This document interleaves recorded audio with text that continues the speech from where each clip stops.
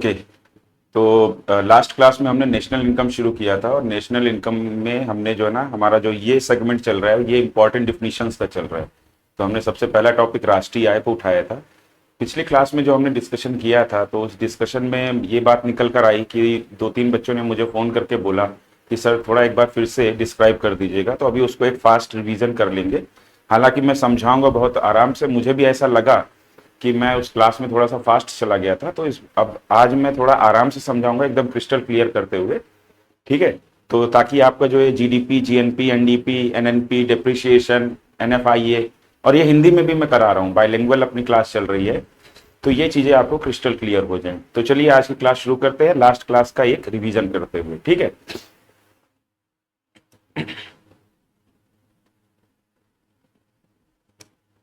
Okay. सो कल मैंने लिखवा ही दिया था, और आज मैंने दोबारा से लिख दिया है, सो दैट मुझे लिखने में टाइम वेस्ट ना करना पड़े और हम अपने रिवीजन को कंटिन्यू कर लें।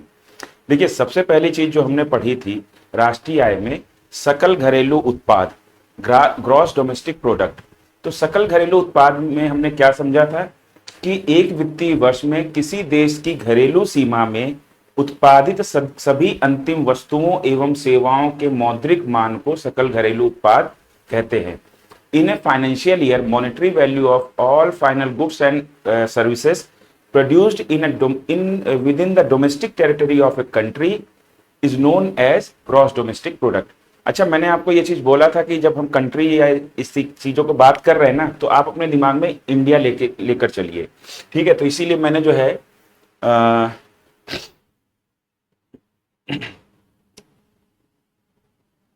यहां पर देखिए मैंने इंडिया लिख दिया है।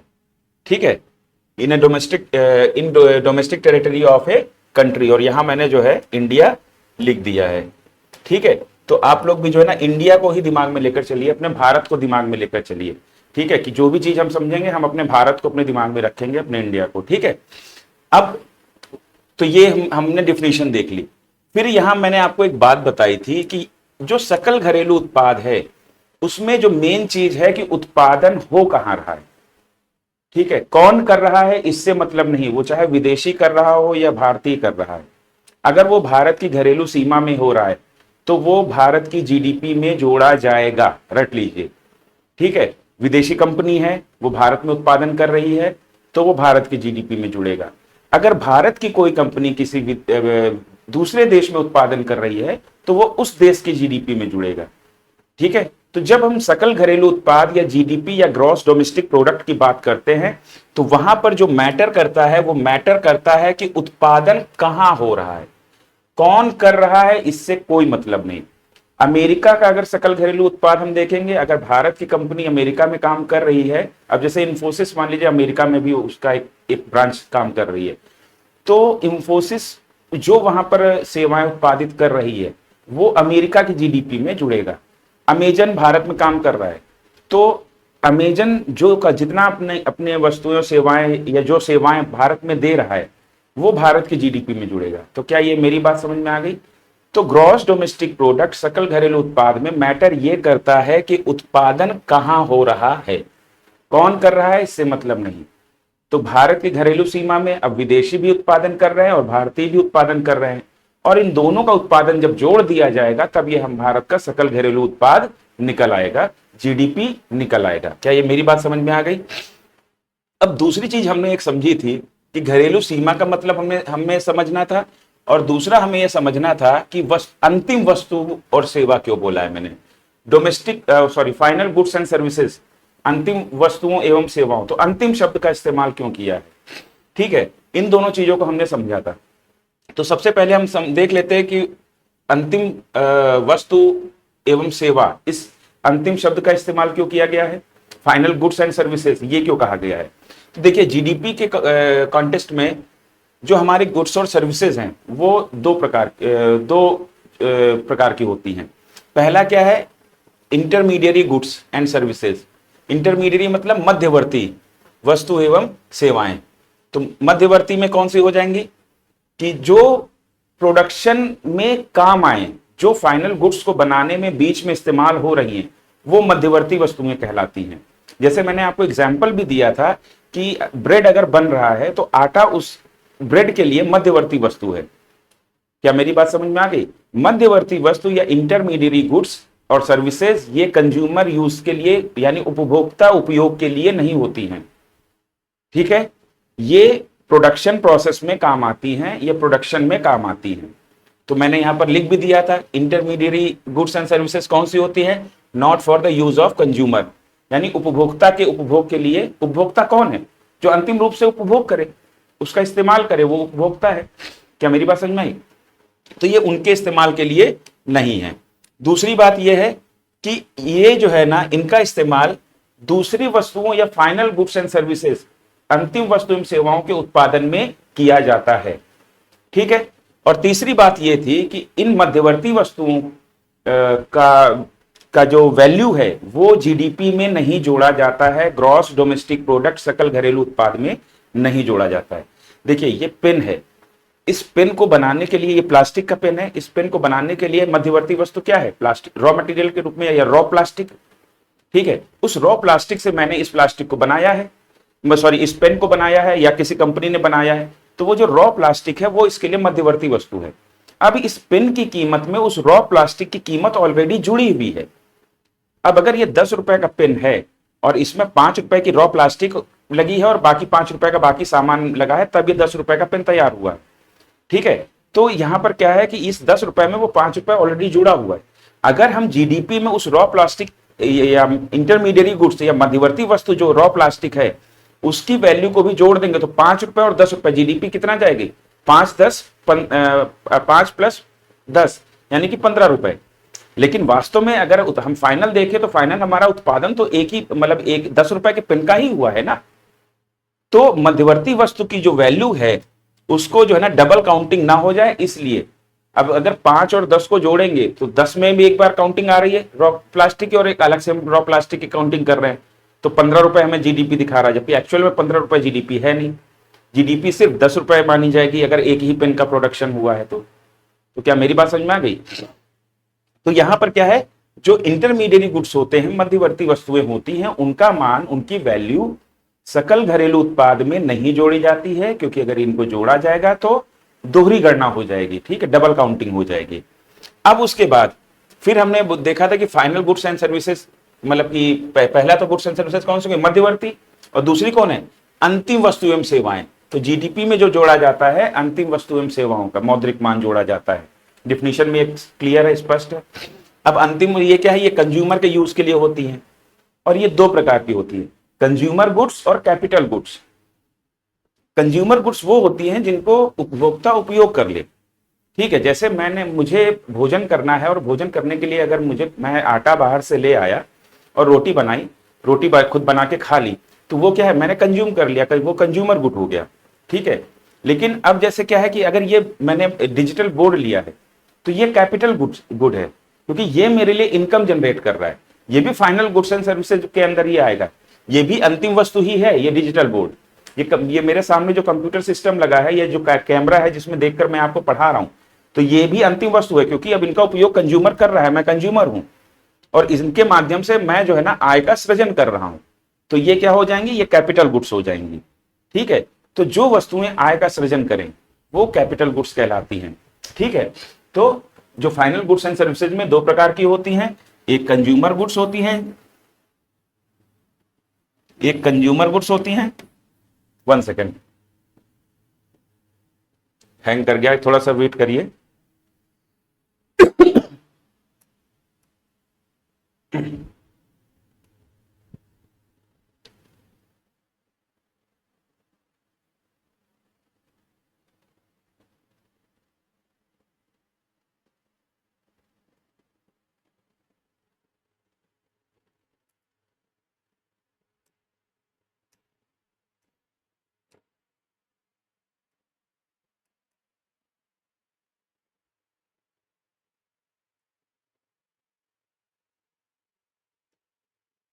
काम करने लगा।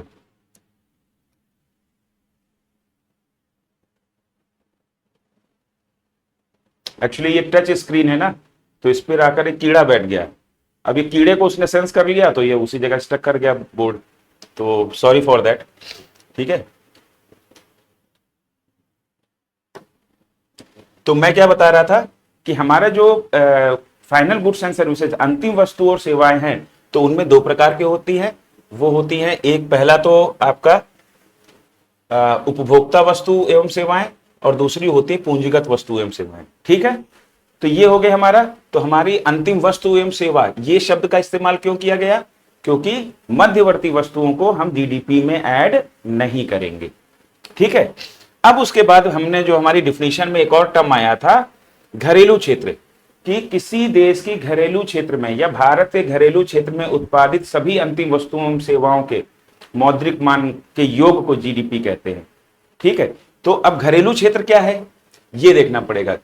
देखिए, घरेलू क्षेत्र में मैंने आपको कल बताया था कि 4 पॉइंट बताए थे कि घरेलू क्षेत्र में सिर्फ भारत की ज्योग्राफिकल बाउंड्री ही नहीं आएगी, कि भारत का जो मैप है उस मैप में हमें जितना हिस्सा जो हमारा भूभाग दिखाई देता है, केवल वही घरेलू क्षेत्र नहीं है। घरेलू क्षेत्र के अंतर्गत आपका एक्सक्लूसिव इकोनॉमिक जोन भी है। ठीक है, तो घरेलू क्षेत्र के अंतर्गत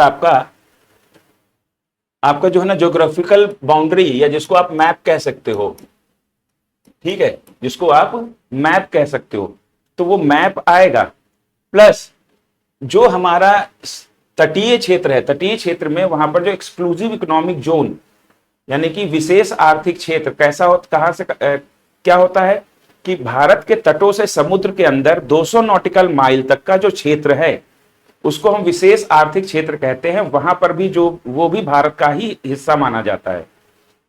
वो भारत ही नहीं किसी भी देश में, जैसे श्रीलंका है तो श्रीलंका के चारों तरफ 200 नॉटिकल माइल तक का जो भी समुद्री एरिया है वो श्रीलंका का पार्ट माना जाएगा, उस पर श्रीलंका का जो है ना कंट्रोल रहेगा। तो भारत का भी एक एक्सक्लूसिव इकोनॉमिक जोन भी हमारा घरेलू क्षेत्र में आएगा। वहां पर भी अगर कोई हमारी फैक्ट्री, कोई भी हमारा रिफाइनरी, तेल रिफाइनरी लगी है, या हमारे कोई भी इक्विपमेंट ऑपरेट हो रहा है वहां पे, तो वो सारी चीजें जो है ना, वो भी उनका जो मॉनेटरी वैल्यू है वो भी जीडीपी में जोड़ा जाएगा। तीसरा, हमने इंटरनेशनल एरियाज में के बारे में पढ़ा था। अब भाई आप कहोगे कि सर आपने बोला कि भारत में जो हो रहा है वस्तुओं सेवाओं का उत्पादन, तो वो भारत में जुड़ गया, अमेरिका में हो रहा है वो अमेरिका की जीडीपी में जुड़ गया, चाइना में हो रहा है चाइना की जीडीपी में जुड़ गया। लेकिन इंटरनेशनल एरिया, क्योंकि कई क्षेत्र ऐसे हैं कि जिन पर किसी भी देश का अधिकार नहीं है। ठीक है, अब जैसे 200 नॉटिकल माइल के बाहर अगर कोई दूर देश नहीं है, तो उसके बाहर जो समुद्री क्षेत्र है तो उस पर तो किसी भी देश का हक नहीं होगा। जब तो वो कौन सा क्षेत्र हो जाएगा? वो क्षेत्र हमारा कहलाएगा अंतरराष्ट्रीय क्षेत्र, तो इंटरनेशनल एरिया। ठीक है, तो इंटरनेशनल एरिया में अगर कोई वस्तु और सेवा का उत्पादन हो रहा है तो वो किसकी जीडीपी में जुड़ेगा?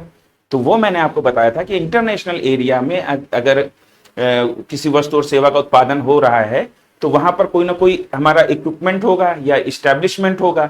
ठीक है, तो उस इक्विपमेंट और इस्टेब्लिशमेंट की ओनरशिप जिस देश के पास होगी, अब जैसे अंतरराष्ट्रीय क्षेत्र में मान लीजिए कि भारत का ही कोई विमान जा रहा है, तो भारत के वो विमान जो सेवाएं दे रहा है लोगों को, मतलब ट्रेवल करने की, तो वो जो ना उसका जो मॉनेटरी वैल्यू है वो भारत की जीडीपी में जुड़ेगा।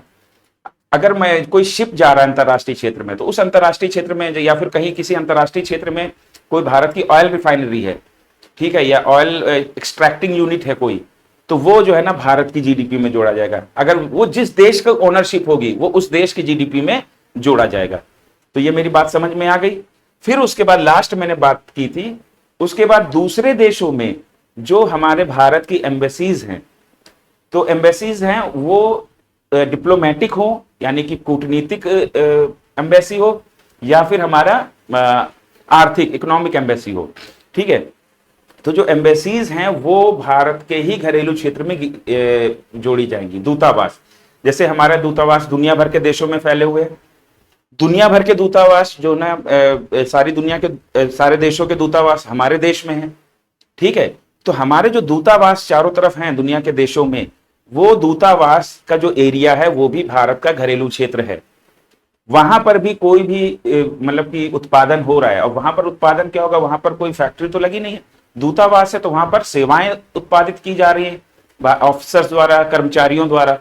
ठीक है, तो उनका जो मौद्रिक मान है वो भारत की जीडीपी में जुड़ेगा। तो घरेलू क्षेत्र आपको समझ में आ गया। घरेलू क्षेत्र के अंतर्गत भारत की ज्योग्राफिकल बाउंड्री, फिर उसके बाद भारत के तट में समुद्र के अंदर 200 नॉटिकल माइल तक का विशेष आर्थिक क्षेत्र, फिर अंतरराष्ट्रीय क्षेत्र में भारत का अगर कोई शिप है, कोई विमान है, कोई स्टैब्लिशमेंट है, ठीक है, तो वो वहां पर कोई जो भी प्रोडक्शन हो रहा है, ठीक है, और प्लस जो हमारी एम्बेसीज हैं, जो दूतावास हैं, या फिर हमारा कोई आर्मी बेस है किसी दूसरे देश में, जैसे अपना संयुक्त राष्ट्र संघ शांति सेना में जो है ना भारत की भी भागीदारी है, तो हमारी जो सेनाओं के बेस अगर किसी देश में है, तो उन बेसेस में और एम्बेसीज में जो भी वो बेस और वो एम्बेसी भी भारत के घरेलू क्षेत्र में काउंट किए जाएंगे, और वहां पर जो प्रोडक्शन हो रहा है वो भारत के घरेलू क्षेत्र में माना जाएगा, ठीक है, भारत की जीडीपी में जुड़ेगा। अब ये तो भारत का घरेलू क्षेत्र हुआ, लेकिन साथ ही साथ भारत में जो दुनिया भर की एम्बेसीज हैं वो क्षेत्र घटा दो भारत के घरेलू क्षेत्र से, ठीक है, क्योंकि उन एम्बेसीज में अमेरिका की, चाइना की, जापान की, जर्मनी की, रशिया की, ब्रिटेन की, जिन जिन देशों की हमारे देश में जो एम्बेसी हैं, दिल्ली के अंदर हैं, जैसे कुछ अपना कमर्शियल एम्बेसी हैं जो मुंबई में हैं, तो ये जो एम्बेसी हैं, ये जो एरिया है ये भारत के घरेलू क्षेत्र से माइनस हो जाएगा। तो मैंने इसको देखो यहां पर माइनस कर दिया है, embassies of other countries in India, ठीक है। अब भारत में किसी देश का कोई आर्मी बेस तो है नहीं, तो कोई सेना का बेस नहीं है, ठीक है, तो वो माइनस नहीं हुआ, एम्बेसी है केवल, तो मैंने केवल एम्बेसी के एरिया को माइनस किया है। तो क्या मेरी बात समझ में आ गई, घरेलू क्षेत्र क्या है, ठीक है। अब हमने ये कुल मिला के बात ये निकल कर आई कि सकल घरेलू उत्पाद का मतलब ये होता है कि उत्पादन कहां हो रहा है, कौन कर रहा है, इससे मतलब नहीं है। भारत के घरेलू क्षेत्र में अगर उत्पादन हो रहा है तो वो भारत की जीडीपी में जोड़ा जाएगा, रट लीजिए, ठीक है। कौन, चाहे वो विदेशी कर रहा हो, विदेशी कंपनी कर रही हो, इससे कोई फर्क नहीं पड़ता, वो भारत की जीडीपी में ही जुड़ेगा। यही नियम सेम दूसरे देशों के लिए भी है। सेम अगर हमारे देश की कोई कंपनी अमेरिका में ऑपरेट कर रही है, जर्मनी में ऑपरेट कर रही है, रशिया में ऑपरेट कर रही है, तो वो उनकी जीडीपी में जुड़ेगा। क्या ये मेरी बात समझ में आ गई? आई होप ये चीजें क्लियर हो गई होंगी, ठीक है। अब सकल राष्ट्रीय उत्पाद, ग्रॉस नेशनल प्रोडक्ट एक संकल्पना है, फिर इसमें नेशनल इनकम में, ठीक है, तो वो क्या कह रही है कि एक वित्तीय वर्ष में किसी देश के निवासियों द्वारा उत्पादित सभी अंतिम वस्तुओं एवं सेवाओं के मौद्रिक मान को सकल राष्ट्रीय उत्पाद कहते हैं। In a financial year, monetary value of all final goods and services produced by the resident of a country, या फिर रेजिडेंट ऑफ इंडिया, आप इंडिया के कंटेस्ट में समझिए, ठीक है, produced by resident of India is known as gross national product, ठीक है। अब किसी देश, अब डिफिनेशन तो हमने देख ली, अब यहां पर हमने एक चीज और देखनी है कि रेजिडेंट का मतलब क्या है, निवासी का मतलब, हम सीधे सीधे सिटीजन क्यों नहीं कह देते। तो देखिए रेजिडेंट में क्या है कि वो लोग भी शामिल हैं जिनके आर्थिक हित भारत के आर्थिक हितों से जुड़े हुए हैं, ठीक है। तो भारत के जो सिटीजन हैं, जो हमारे नागरिक हैं, और वो लोग जिनके आर्थिक हित भारत के आर्थिक हितों से जुड़े हुए हैं, ये दोनों मिलकर क्या बनाते हैं, रेजिडेंट ऑफ इंडिया या रेजिडेंट ऑफ कंट्री, ठीक है। तो ये हो गया हमारा सकल राष्ट्रीय उत्पाद कि किसके द्वारा प्रोडक्शन हो रहा है, निवासियों द्वारा। तो यहां पर इंपॉर्टेंट क्या है, उत्पादन कर कौन रहा है, सकल घरेलू उत्पाद में उत्पादन कहां हो रहा है, यह इंपॉर्टेंट है। यहां इंपॉर्टेंट है कि उत्पादन कर कौन रहा है। तो आंसर है कि भाई हम भारत के संदर्भ में लेकर चल रहे हैं चीजों को ताकि ज्यादा क्लैरिटी हो जाए, तो भाई हम भारतीय कर रहे हैं उत्पादन। अब भारतीय सिर्फ क्या भारत के घरेलू क्षेत्र में ही काम कर रहे हैं, नहीं, वो दुनिया के बाकी हिस्सों में भी काम कर रहे हैं, दूसरे देशों में भी काम कर रहे हैं। तो अब मान लीजिए कि इन्फोसिस अगर अमेरिका में ऑपरेट हो रही है, ठीक है, तो वो अमेरिका की जीडीपी में जुड़ेगा, सकल घरेलू उत्पाद में जुड़ेगा। लेकिन जब सकल राष्ट्रीय उत्पाद की बात आएगी तो इन्फोसिस जो वहां पर सेवाएं जनरेट कर रही है उसका जो मॉनेटरी वैल्यू है भारत के जीएनपी में जुड़ेगा, भारत के राष्ट्रीय उत्पाद में जुड़ेगा। अमेजन है अमेरिका की कंपनी, भारत में ऑपरेट कर रही है, जब जीडीपी या सकल घरेलू उत्पाद की बात करेंगे तो ये हमारे भारत की जीडीपी में जुड़ेगा। लेकिन जब अमेरिका के राष्ट्रीय उत्पाद की बात करेंगे तो ये फिर जो है ना अमेरिका के राष्ट्रीय उत्पाद में जुड़ेगा, अमेजन की द्वारा जो भी सेवाएं जनरेट की जा रही हैं उनकी मॉनेटरी वैल्यू।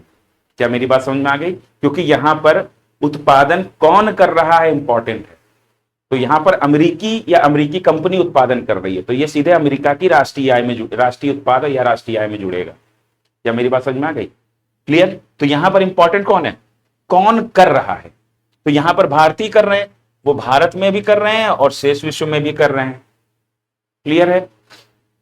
अब देखिए, जीडीपी से जीएनपी निकालना हो, ठीक है, ग्रॉस डोमेस्टिक प्रोडक्ट से ग्रॉस नेशनल प्रोडक्ट, सकल घरेलू उत्पाद से सकल राष्ट्रीय उत्पाद अगर निकालना है तो हमें जो है ना क्या करना पड़ेगा, यानी कि हम बात कर रहे हैं डोमेस्टिक से नेशनल की ओर हमें जाना है। ठीक है, कुछ चीजों को आप बड़े ध्यान से समझिएगा।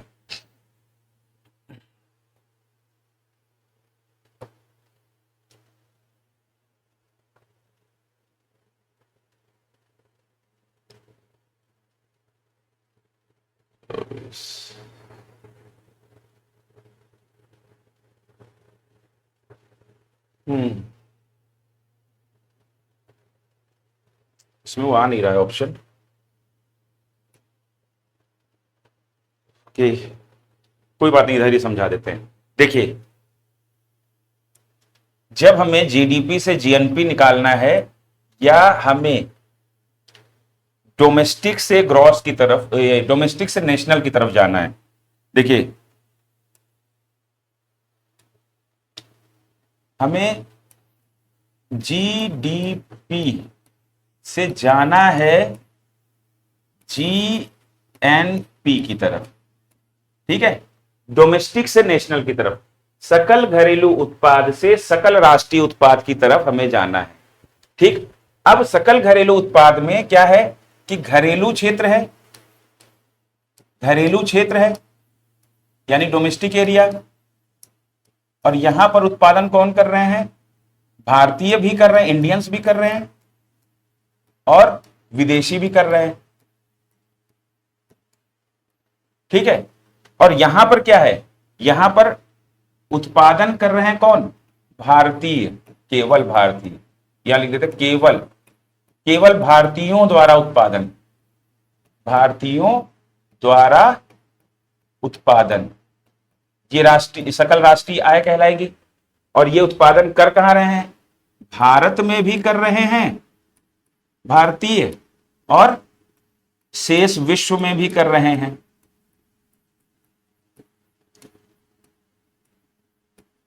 क्या मेरी बात समझ में आ गई? उत्पादन कर रहे हैं। तो यहां पर क्या है कि अगर हम जीडीपी से जीएनपी निकालना है यानी डोमेस्टिक से नेशनल जाना है, अर्थात घरेलू से राष्ट्रीय पे जाना है, तो यहां पर अगर हम विदेशियों को हटा दें और भारतीयों को, शेष विश्व, क्योंकि भारत में जो कर रहे हैं वो तो ये दोनों तो सेम ही हो गए, घरेलू क्षेत्र में भारतीय कर रहे हैं, इसमें भी घरेलू क्षेत्र में भारतीय कर रहे हैं। ठीक है, और फिर शेष विश्व में भी भारतीय कर रहे हैं।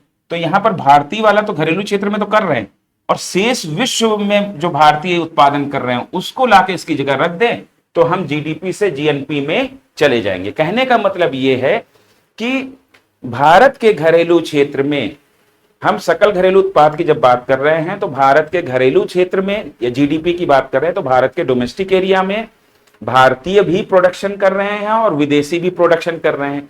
अगर हमें जीडीपी से जीएनपी निकालना है तो हमें विदेशियों को बाहर फेंकना होगा और शेष विश्व में जो बचे हुए भारतीय हैं, भारत के डोमेस्टिक एरिया के बाहर जो भारतीय काम कर रहे हैं उनको अंदर लाना होगा। तो वो अगर अंदर आ जाएंगे तो फिर क्या है कि भारत में उत्पादन कर रहे हैं भारतीय और शेष विश्व में उत्पादन कर रहे हैं भारतीय, यानी कि दुनिया भर में जितने भारतीय निवासी हैं वो सारे काउंट हो गए। उनके द्वारा जो वस्तुओं सेवाओं का उत्पादन किया जा रहा है, जो उसका मौद्रिक मान हमारा जीएनपी कहलाता है, और हम जो है ना जीडीपी से जीएनपी में कन्वर्ट हो जाएंगे, यानी कि सकल घरेलू उत्पाद से सकल राष्ट्रीय उत्पाद में कन्वर्ट हो जाएंगे। क्या मेरी बात समझ में आ गई? इसी चीज को मैंने यहां पर समझाया है।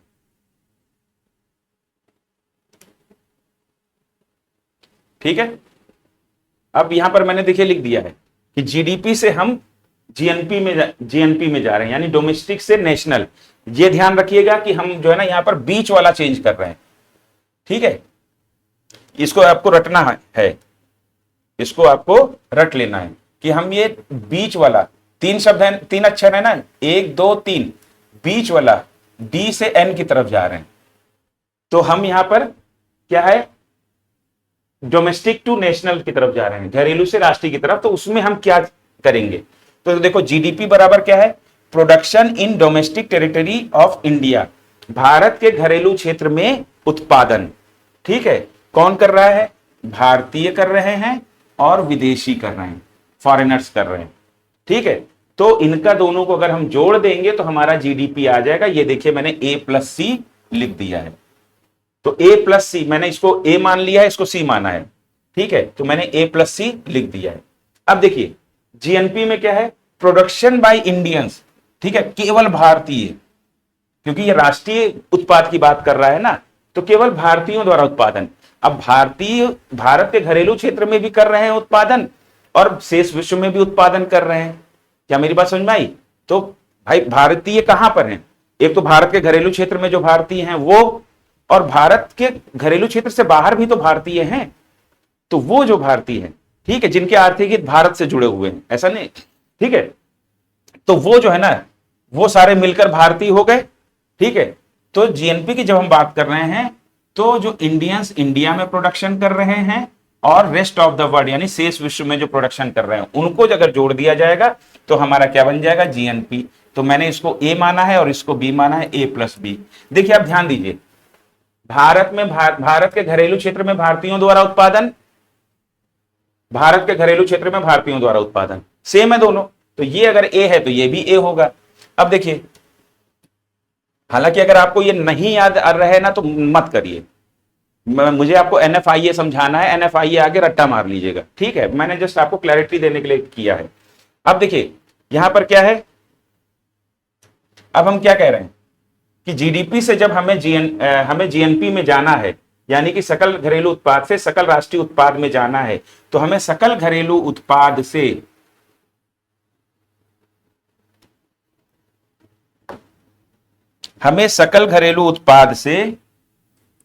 ठीक है, क्या विदेशियों को आउट करना है। ठीक है, विदेशियों को आउट करना है। ठीक है, तो हटा दो घटा दो, तो भारत से विदेशियों ने जो आय सृजन की है वो जीडीपी से घटाओ। ठीक है, और शेष विश्व में जो भारतीय उत्पादन कर रहे हैं, शेष विश्व में उनको जोड़ दो। ठीक है, तो शेष विश्व में भारतीयों द्वारा जो आय सृजित की गई है उसको जीडीपी में जोड़ो, और भारत में जो विदेशी कमा रहे हैं उसको जीडीपी से आउट करो। ठीक है, तो ये क्या है, जो फॉरेनर्स भारत में कमा रहे हैं उनको आउट करोगे और जो इंडियंस हैं उनको इन करोगे, शेष विश्व वाले, तो आपका क्या हो जाएगा, आपका ये हम जीएनपी बन जाएंगे। ठीक है, क्योंकि भारतीयों द्वारा भारत में उत्पादन और प्लस भारतीयों द्वारा शेष विश्व में उत्पादन आ जाएगा, ये आउट हो जाएंगे। ठीक है, कैसे आउट हो रहे हैं देखिए। अब हम इनकी वैल्यू रख लेते हैं, जीडीपी की वैल्यू। अब यहां पर जीएनपी बराबर क्या निकलेगा, देखिए जीएनपी बराबर हम निकाल रहे हैं जीडीपी माइनस विदेशियों द्वारा भारत से सृजित आय प्लस भारतीयों द्वारा शेष विश्व से सृजित आय। ठीक है, अब जीडीपी बराबर A+C मैंने हम लोगों ने ऊपर देखा था, ध्यान है।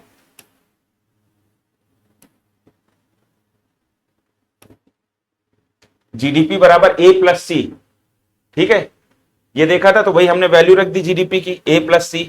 अब विदेशियों का जो आय सृजित कर रहे थे उसको हमने C माना था, तो इसको घटाना है तो हमने -C कर दिया, और प्लस भारतीय जो शेष विश्व से कमा रहे हैं उसको जोड़ना है, भारतीय जो शेष विश्व से कमा रहे हैं उसको जोड़ना है, तो उसको मैंने जोड़ दिया है। तो ये क्या है, जोड़ने पे वो क्या है, B है, तो ये B लिख दिया मैंने। ठीक है,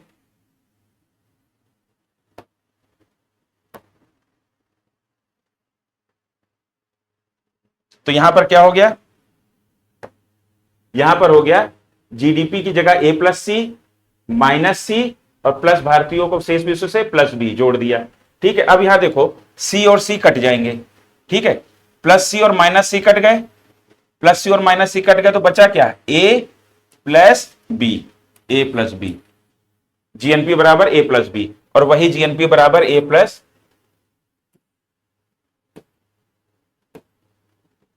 A+B है भी, देखा आपने। तो यहां पर ये चीज समझ में आई। अब एक चीज ध्यान दीजिए, ये अगर आपको नहीं चीज समझ में आई तो बस आपको ये याद रखना है कि सकल राष्ट्रीय उत्पाद में जब राष्ट्रीय या नेशनल शब्द आता है, ठीक है, तो आपको मतलब एक तरीके से मन में विचार कर लीजिए, मुझे राष्ट्रवादी की तरफ फील करना है, यानी हम सारे भारतीय, तो भारतीय भारत के घरेलू क्षेत्र में भी हैं और शेष दुनिया में भी हैं। क्या मेरी बात समझ में आ गई? तो राष्ट्रीय शब्द आए तो एक रट्टा मार लीजिए, राष्ट्रीय मतलब अच्छा राष्ट्रवाद, ठीक है, तो सारे भारतीय, दुनिया भर के भारतीय, हम सब एक हैं, विदेशी नहीं चलेंगे, ठीक है, इस तरीके से मन में एक फील बना लीजिए, इससे याद रहेगा आपको।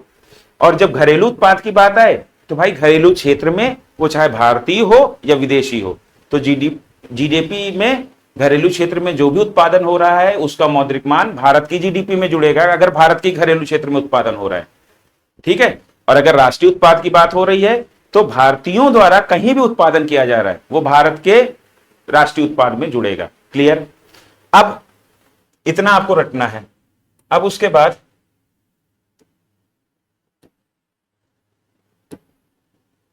यहां पर ध्यान दीजिए। अब जो है ना, एक संकल्पना होती है NFIA, net factor income from abroad, विदेशों से अर्जित निवल साधन आय या निवल कारक आय, हिंदी में कहते हैं विदेशों से अर्जित निवल कारक आय, ठीक है। अब निवल कारक आय वो क्या होता है कि difference between income earn by foreigners from India and income earn by Indians from the rest of the world, ठीक है।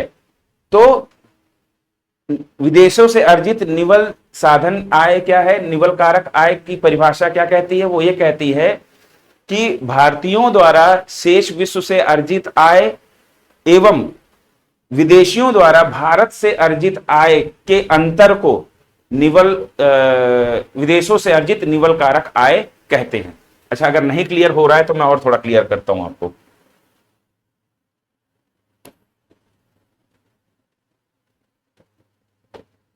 देखिए, अब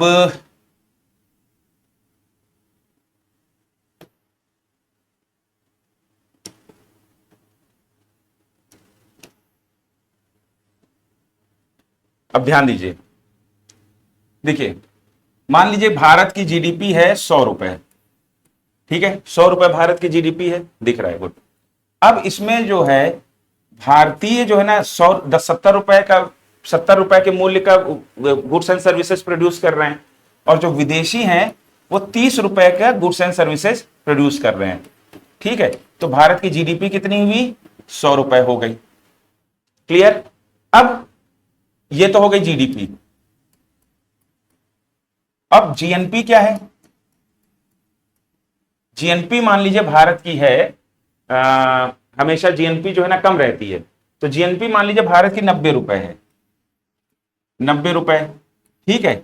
अब 90 रुपए में, अब जीएनपी में क्या, भारतीयों द्वारा उत्पादन हो रहा है, ठीक है, तो भारतीयों द्वारा भारत में उत्पादन कितना हो रहा है? 70 रुपए का, ठीक है, 70 रुपए का उत्पादन हो रहा है।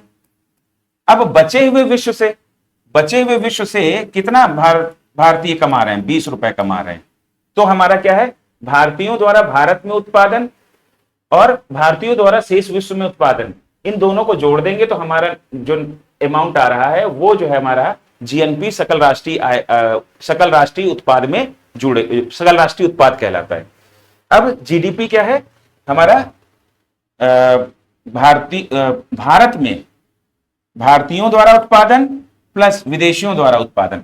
अब देखो, अगर हमें जहां पर जीएनपी अगर हम देखें तो देखो 90 रुपए आ रहा है। 90 रुपए कैसे आ रहा है? अब मान लो हमको जीडीपी से जीएनपी निकालना है, तो हम यहां पर क्या करेंगे? इनको विदेशियों को आउट करेंगे, भाई तुम बाहर जाओ, और इनको शेष विश्व में जो भारतीय कमा रहे हैं उनको इन करेंगे। तो 70 रुपए प्लस 20 रुपए बराबर 90 रुपए, ये हो गया तुम्हारा। अब जो इन दोनों का जो अंतर है, अब इन दोनों का अंतर कितना है? 10 रुपए, इसको कहते हैं -10 रुपए, विदेशों से अर्जित निवल कारक आय, ठीक है। अर्थात विदेशियों द्वारा भारत से अर्जित आय एवं भारतीयों द्वारा शेष विश्व से अर्जित आय के अंतर को विदेशों से अर्जित निवल कारक आय कहते हैं, जिसको शॉर्ट इंग्लिश में कहते हैं नेट फैक्टर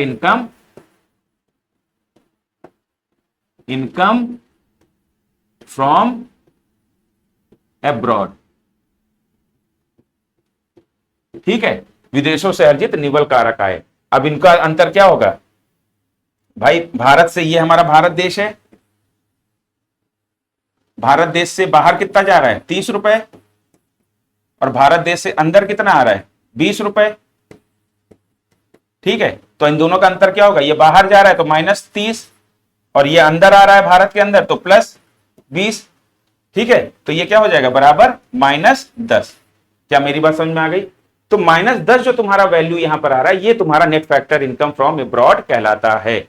विदेशियों द्वारा भारत से अर्जित आय और भारतीयों द्वारा विदेश शेष विश्व से अर्जित आय या विदेशों से अर्जित आय के अंतर को हम विदेशों से अर्जित निवल कारक आय कहते हैं। ठीक है, और ये तो हमने एग्जांपल लिया इस पे, मतलब जस्ट आपको समझाने के लिए। तो ये आपको क्या समझ में आ गया? और इसको शॉर्ट में क्या कहते हैं? इसको शॉर्ट में कहते हैं net factor income from abroad को शॉर्ट में कहते हैं NFIA, net factor income from abroad. तो अब देखो, हमने जब यहां पर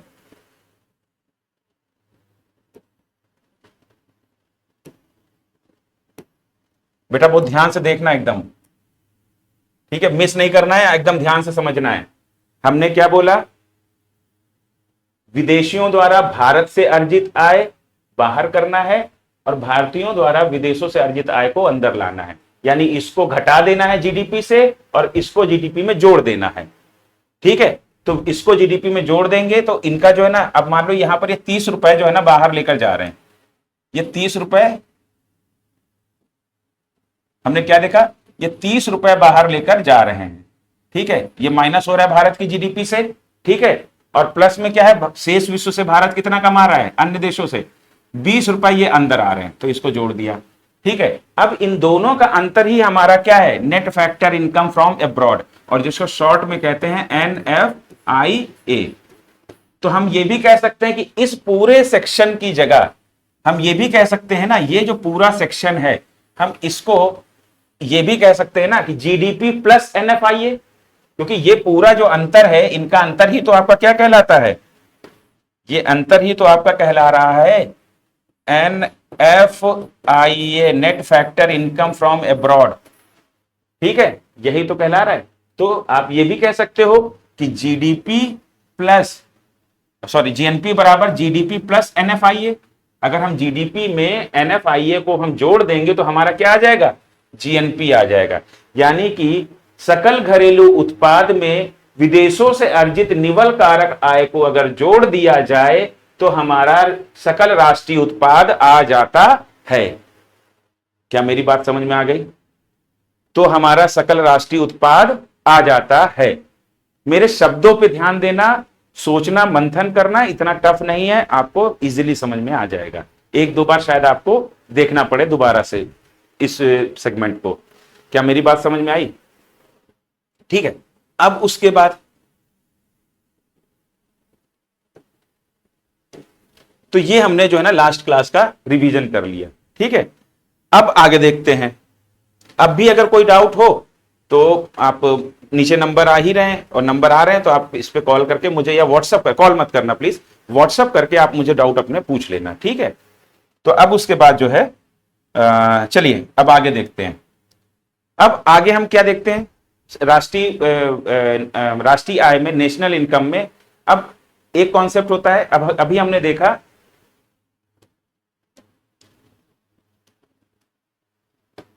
जीडीपी, सकल घरेलू उत्पाद, और हमने क्या देख लिया, जीएनपी। जीडीपी से हमने ये भी समझा कि अगर जीडीपी से जीएनपी की तरफ जाना है तो जीडीपी में NFIA, विदेशों से अर्जित निवल साधन आय को जोड़ दो। ठीक है, तो हमारा जीडीपी से ये बीच वाला जो हमारा डी है ये एन में कन्वर्ट हो जाएगा, डोमेस्टिक से राष्ट्रीय हो जाएगा। अब एक चीज और होती है, सकल घरेलू उत्पाद के साथ साथ निवल घरेलू उत्पाद भी होता है। तो यहां पर सकल और निवल क्या होता है इसको समझ लेते हैं। ठीक है, तो हेडिंग डाल लीजिए, अगली हेडिंग डालिए,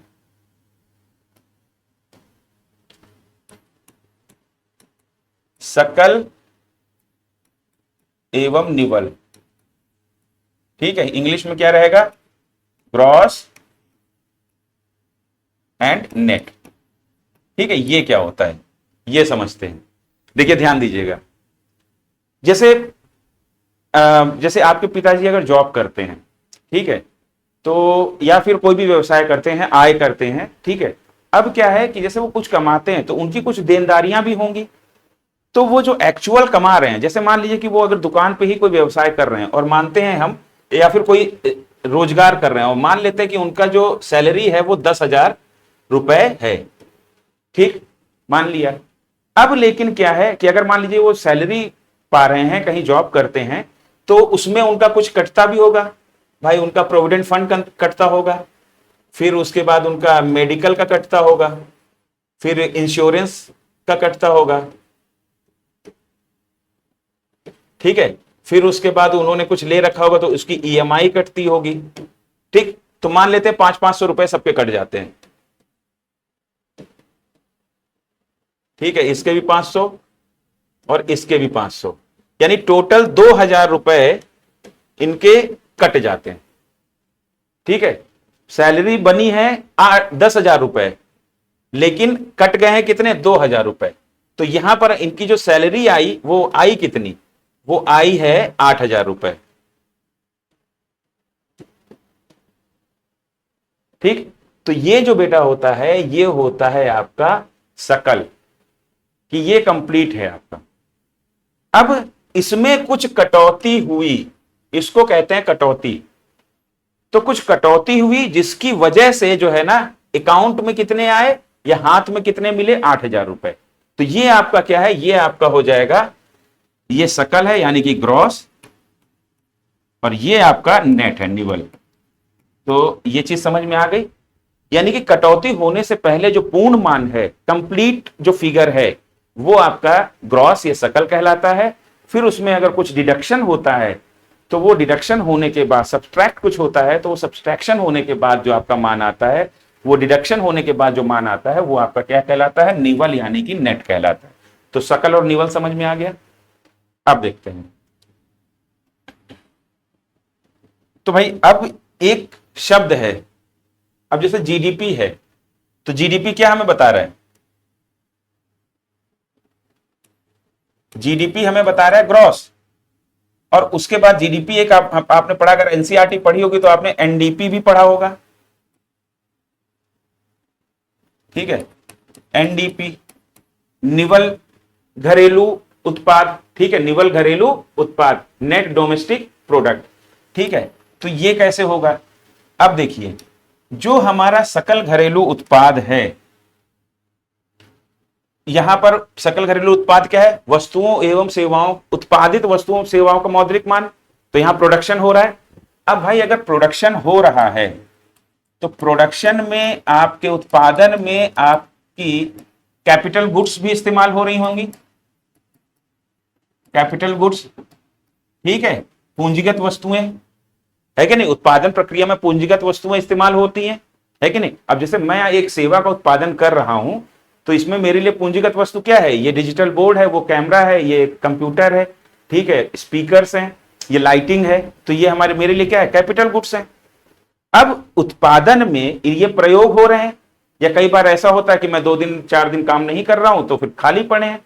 तो समय के साथ क्या होता है, ये जो कैपिटल गुड्स की जो वैल्यू है, जो इनका मान है, वो कम हो जाता है। और मान कम होने का रीजन क्या है कि भाई ये प्रयोग में हो रहे हैं, भाई इसकी भी तो एक कैपेसिटी है, ऐसा तो है नहीं कि 100 साल 200 साल तक चलता रहेगा, एक समय आएगा कि इसके भी पुर्जे समाप्त होंगे, ठीक है। तो घिसावट की वजह से, टूट फूट की वजह से, या पड़े रहने की वजह से पूंजीगत वस्तुओं की वैल्यू में, पूंजीगत वस्तुओं के मान में, कैपिटल गुड्स की वैल्यू में कमी आती है। तो ये जो कमी है, ये हमारी कमी कहलाती है डिप्रिसिएशन, ठीक है। तो जब आपके देश में प्रोडक्शन हो रहा है, भारत में प्रोडक्शन हो रहा है, तो उस प्रोडक्शन में कैपिटल गुड्स में कुछ टूट फूट, घिसावट, या फिर समय के साथ उनकी वैल्यू कम होती है, हर साल लगातार हर साल कम होती जाती है, ठीक है। तो उसको आपको घटाना पड़ेगा जीडीपी से। तो सकल घरेलू उत्पाद से, जीडीपी से आपको ये जो वैल्यू है कैपिटल गुड्स की, जो वैल्यू कम हो गई है, इसको, ठीक है, जो डिक्रीज्ड वैल्यू कह लो, decreased value of capital goods, capital goods, ठीक है, इसको घटाओगे तो आपको क्या मिल जाएगा, an net domestic, net domestic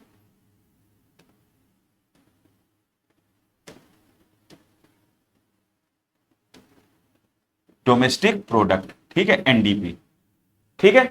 तो ये हमारा क्या मिलेगा, एनडीपी। अब देखिए इसको एक एग्जांपल से समझते हैं। मान लीजिए कि भारत में मैं एक अकेला नागरिक हूं, ठीक है, या आप अपने आप को कंसीडर करिए कि भारत की जनसंख्या 1 है और आप ही नागरिक हैं।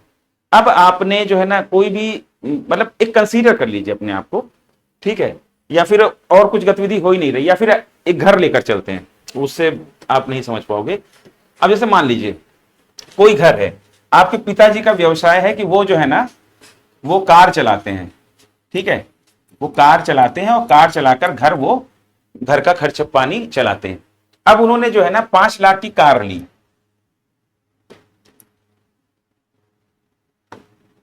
5 लाख रुपए की पिताजी ने कार ली, ठीक है, और 5 साल तक उन्होंने जो है ना उस कार से कमाया और 8 लाख रुपए उन्होंने कमा लिया, 8 लाख रुपए उन्होंने कमाए 5 साल में, ठीक है, 5 साल में 8 लाख रुपए पिताजी ने कमाए। अब ये 5 लाख की जो कार थी 5 साल में क्या इसकी वैल्यू कम नहीं होगी? ऑफ कोर्स कम हो जाएगी। आज हो सकता है वो 2 ही लाख की बची हो, हाँ या ना भाई। कार आपने ली, आप अपना जो है ना उससे ट्रांसपोर्टेशन का व्यवसाय कर रहे थे आपके पिताजी।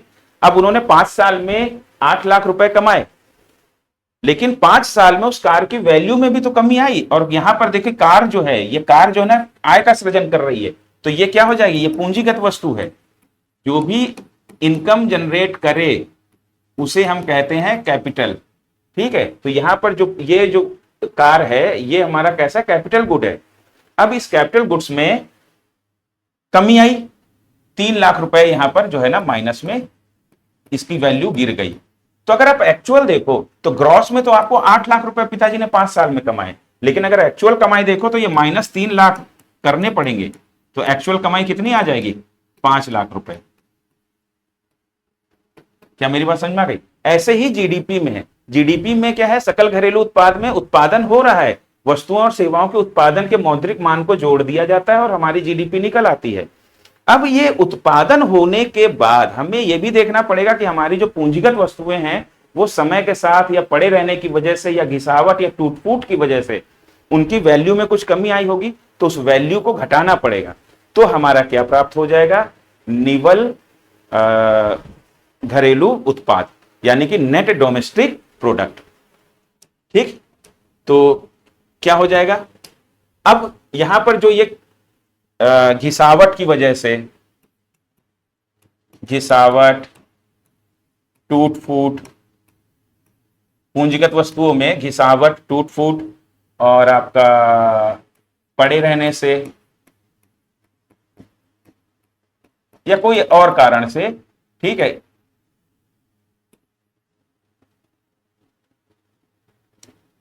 या किसी अन्य कारण से पूंजीगत वस्तुओं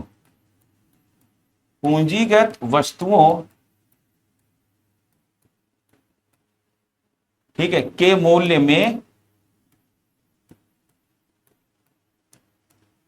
कमी, ठीक है, के मूल्य में कमी। और यह कहलाती क्या है, मूल्य ह्रास कहलाती है। क्या कहलाती है, कमी, ये कमी मूल्य ह्रास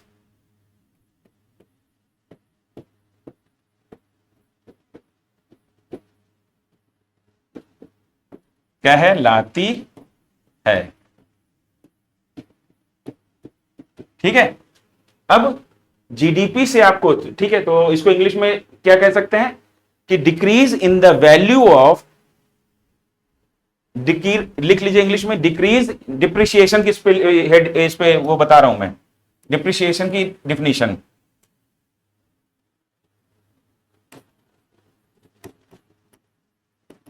डिप्रिसिएशन यानी मूल्यह्रास की डिफिनीशन। अभी हिंदी में भी, हिंदी में सामने लिखा ही हुआ है, हिंदी वाले आप इसे उतार लीजिए, इंग्लिश में मैं बोल देता हूं, ठीक है, कि decrease in the value of capital goods due to wear and tear and obsolescence और एनी अदर रीजन, ठीक है, एंड वहां से बीच से हटा दीजिएगा, decrease in the value of capital goods due to wear and tear comma obsolescence, obsolescence की स्पेलिंग ये होगी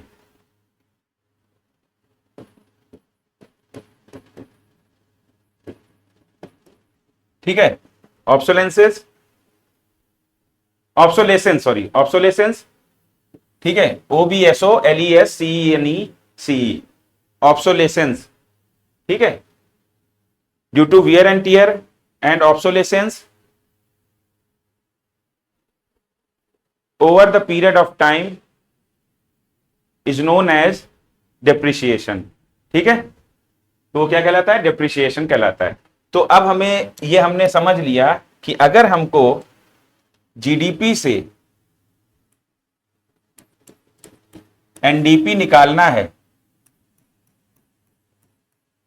तो एनडीपी अगर निकालना है तो हमें जीडीपी में से क्या माइनस करना पड़ेगा, माइनस डिप्रिसिएशन, यानी मूल ह्रास को घटाना पड़ेगा वो पूंजीगत वस्तुओं पे। हमारा जीडीपी 100 रुपए का आया, मान लेते हैं 100 रुपए का भारत का जीडीपी है, और हमारी जो पूंजीगत वस्तुएं हैं उनमें घिसावट और टूट फूट की वजह से कितने कीमत में कमी हो गई, मान लेते 5 रुपए की कमी हो गई, तो हमारा जो एनडीपी है, नेट डोमेस्टिक प्रोडक्ट,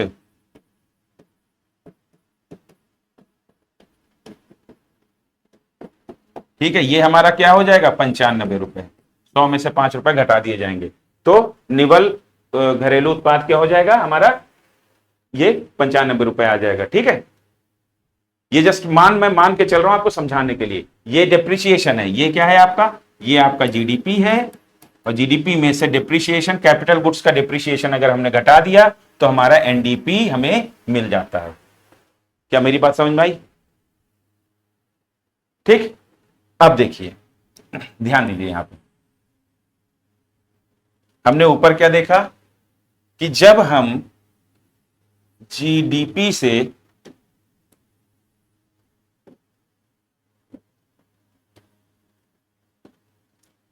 जीडीपी से जीएनपी पे जा रहे हैं, ठीक है, यानी डोमेस्टिक से नेशनल पे जा रहे हैं, तो हम वहां पर क्या जोड़ रहे हैं, इसमें हम जोड़ रहे हैं net factor income from abroad, यानी कि विदेशों से अर्जित निवल कारक आय। और ये विदेशों से अर्जित निवल कारक आय क्या होती है कि भारत में विदेशियों ने जो धन अर्जित किया है उसको बाहर करना है, यानी माइनस करना है, और विदेशों से जो भारतीयों ने धन अर्जित किया है उसको यहां प्लस करना है। इन दोनों के अंतर को विदेशों से अर्जित निवल कारक आय कहते हैं, ठीक है। तो जीडीपी में विदेशों से अर्जित निवल कारक आय को जोड़ने पर हमारा जो है जीएनपी मिल जाता है, ठीक है। यानी कि डी से एन में जाने पर हमारी भूमिका किसकी हो गई, एनएफआईए की, यानी विदेशों से अर्जित निवल कारक आय की। अब दूसरी चीज समझिए, अब हम गए हैं जीडीपी से एनडीपी की ओर,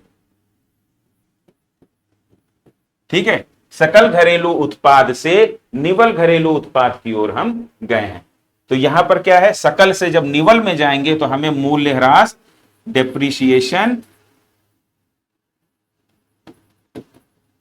डिप्रिसिएशन को घटाना होगा। हमने भी देखिए वहां पर सैलरी में भी क्या देखा था कि कटौती की गई, कटौती से पहले का मान और ये कटौती के बाद का मान। क्या मेरी बात समझ में आ गई, ठीक है। तो जीडीपी से अगर हम डिप्रिसिएशन या मूल्य ह्रास को घटाएंगे तो हमें एनडीपी मिल जाएगा। यहां पर हम देख रहे हैं कि पहला अक्षर जो है जी, सकल से निवल की ओर जब हम जाते हैं तो वहां भूमिका किसकी है, डिप्रिसिएशन की। तो सकल से निवल की ओर जब हम जा रहे हैं तो भूमिका किसकी आ जाती है, मूल्य ह्रास की आती है, डिप्रिसिएशन की आती है, ग्रॉस से नेट की ओर जाने पर, ठीक है। यह बात समझ में आ गई। अब इसी तरह आप इसमें जीएनपी से आप, अब आपको अगर मान लीजिए, इधर आगे करते हैं, अब जीएनपी से अगर आपको एनडीपी पे जाना हो, ठीक है, ध्यान दीजिएगा इस पे। देखिए जीएनपी से आपको एनडीपी पे जाना है, यहां पर देखिए क्या है, मान लेते हैं जी, यानी कि सकल राष्ट्रीय उत्पाद से निवल घरेलू उत्पाद की ओर जाना है, ठीक है। तो यहां पर हम क्या कह रहे हैं, जीएनपी से आपको सकल राष्ट्रीय उत्पाद से आपको निवल घरेलू उत्पाद निकालना है, एनडीपी निकालना है। तो कैसे निकालेंगे, ये जस्ट मैं समझाने के लिए कर रहा हूं।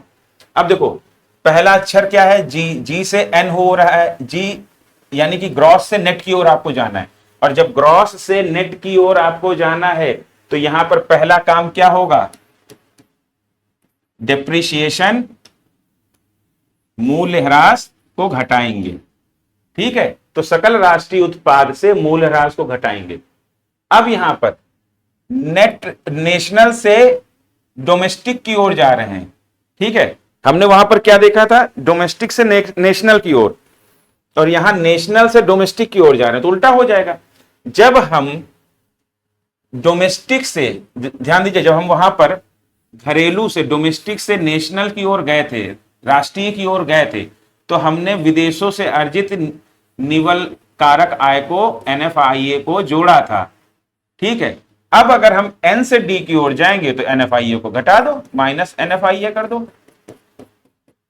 ठीक है। तो यहां पर हम एन से डी की ओर जा रहे हैं, नेशनल से डोमेस्टिक की ओर जा रहे हैं, तो यहां भी क्या है, माइनस विदेशों से अर्जित निवल कारक आय, एनएफआईए। मतलब कुल मिला के आपको ये याद रखना है कि ग्रॉस से नेट की ओर जा रहे हैं तो हमें डेप्रिसिएशन को माइनस कर देना है, नेट से अगर ग्रॉस की तरफ जाएंगे तो हमें डेप्रिसिएशन को प्लस कर देना है। क्या मेरी बात समझ में आई? ग्रॉस सकल से निवल की ओर जाएंगे तो मूल्यह्रास को घटाओ, निवल से सकल की ओर जाएंगे तो मूल्यह्रास को जोड़ो। 10,000 रुपए सैलरी थी, ठीक है, 8 और हाथ में आते थे 8,000 रुपए, ये आपका निवल था, ये आपका सकल था।